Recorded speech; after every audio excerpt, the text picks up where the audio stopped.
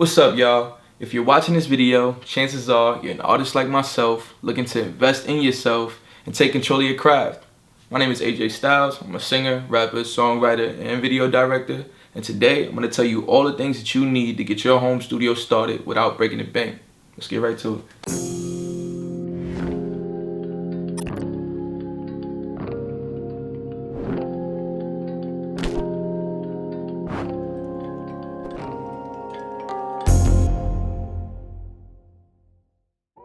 I decided to make this video because at the moment we're all self-quarantined, and I know what that does to, the artist community.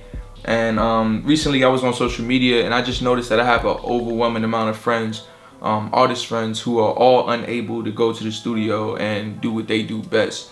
So I thought, what better way to add some motivation and some positive vibes than to spread knowledge, and help my peers, do what I do, record from the comfort of their home. And yeah, man, all while not breaking the bank. So let's get right to it, for real. Here are a list of the things you're gonna need to start your home studio. These are the basics, You probably heard of these, you've seen them in your studio environment.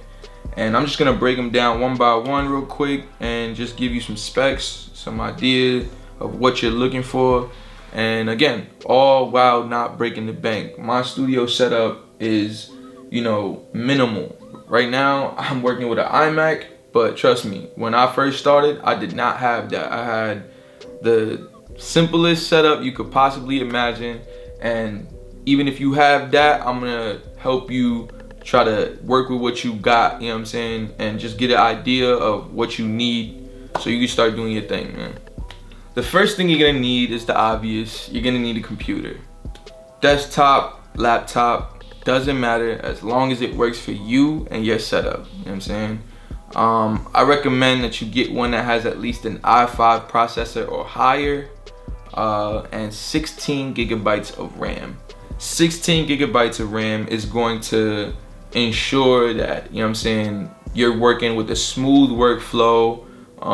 You can run multiple plugins seamlessly, smoothly. Trust me, I've tried using 8 before, and the worst thing that can happen to you as an artist is you be working in a dope ass session and you land down those last ad-libs or something and your program just crashes and you've lost everything that you just worked on. Ain't no getting it back.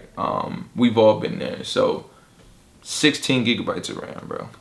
At least 256 gigabytes of memory, just hard drive. Keep in mind that, depending on your workflow and how much music you're recording, it might be efficient for you to buy a computer with a smaller amount of memory. Like 256 gigs is usually like the minimum of computers come with nowadays. And then you should probably think about investing in an external hard drive if you know that you're gonna use way more than that. If you're just starting out, 256 gigs should do you just right. This setup has pretty much worked for me. Before I had this iMac, I had something similar to that, just i5 processor, 16 gigabytes of RAM, 256 gigs, external hard drive maybe.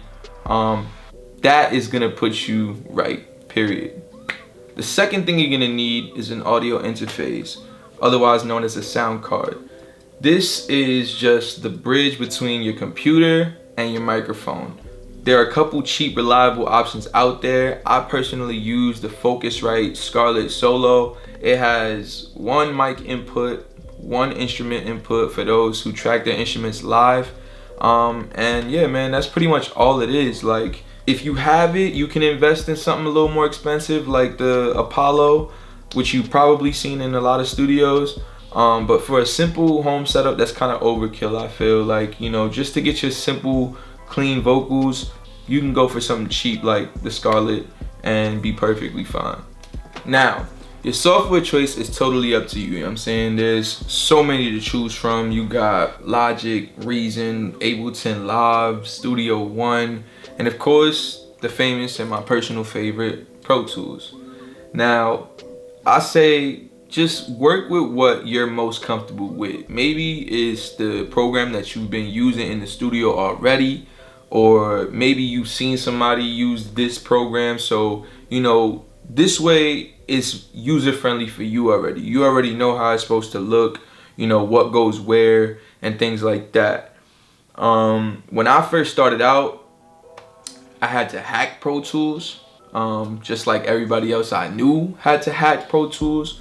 So a suggestion for you guys is I would suggest that you guys look into programs that offer cloud versions of the programs. So for example, Pro Tools right now offers a prepaid and an annual subscription, and you get the entire program with updates and plugins for like 30 bucks a month. I'm only paying $30, and for an hour of studio time I was paying 60 to 75 cash. I can't express to you guys how much this is a game changer for us artists, especially independently. Take advantage of that, and yeah, like I said, look into programs that offer that service for real. Now the fourth thing you're gonna need is a microphone. Now when buying a microphone, you want to take your overall environment into consideration. You know, there are two groups of microphones. There are condenser microphones and there are dynamic microphones. Now, dynamic microphones are what most YouTubers and like live instrumentalists use. For example, like churches and live shows and things like that. They're more known for their like warm and punchiness. They're known to like capture what's directly in front of them.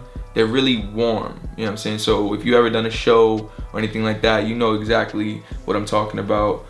So if you're a person who plays instruments and does vocals, this would kind of be a good combo mic for you, you know what I'm saying? And then you have condenser microphones. Condenser microphones are more known for their like crispiness and direct as well. They also are really good when comboed with the right audio interface. This way you have control over your gain and your volume and things like that. For example, I use the AKG P220. It's cheap, it's reliable, and it just gets the job done for someone like me who just does vocals. And again, for the price tag, definitely worth it. A couple add-ons that I would say with the microphone though, to be conscious of, you're gonna definitely need a mic stand, and you're gonna need a pop filter. This way you're not, you know, spitting all over your mic. Pause. But yeah, this way you're not like messing up or damaging your products. Now the fifth thing you're gonna need is some high quality studio headphones. As an artist, this is where you're gonna be spending most of your time. So yeah, you wanna stick to the budget, but you also wanna make sure that you get some good quality headphones. I left a couple of affordable options in the description, as well as the ones that I personally use. Keep in mind though, if you're an artist that's working with an engineer or vice versa, you might wanna invest in some headphone splitters. This way you can plug your headphones into the one input on your solo input and plug both headphones in, or if you got the bank, you might as well invest in a audio interface / sound card that has a double input for your headphone jacks. Now the sixth thing you're gonna need is some monitor speakers. Based on your budget, these might get a bit pricey, so you could say that these are kind of optional, but me personally, I use these to, you know, bass check and make sure that that bass is not too crazy or that it is where we need it to be. But there are also some other options to taking care of that. If you have access to a car, I would suggest that you mix down in the headphones and then, you know, hit the whip and make sure that it's bumping the way it's supposed to. And yeah, man, that's pretty much it. Aside from that, I left a couple of affordable options in the description as well as the ones that I use currently. And number 7, if you're like me, you probably were not thinking about this, but you are definitely gonna need some cables.